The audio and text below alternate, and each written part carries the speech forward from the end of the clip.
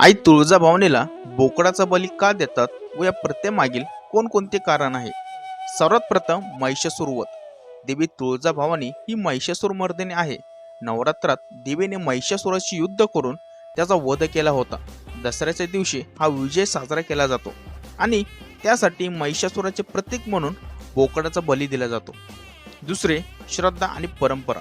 अनेक भाविक वर्षानुवर्षे सुरू असलेल्या या परंपरेचा आदर करतात आणि श्रद्धेने या प्रथेचे पालन पण करतात.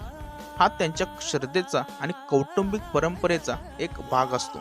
काही ठिकाणी बोकडाचे मांस हे प्रसाद म्हणून सेवन केले जातात, जे देवीच्या आशीर्वादाचे प्रतीक म्हणून मानले जातात.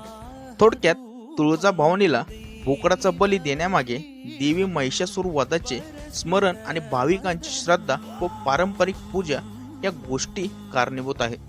अशाच नवनवीन माहितीसाठी चॅनलला सबस्क्राईब करा. धन्यवाद.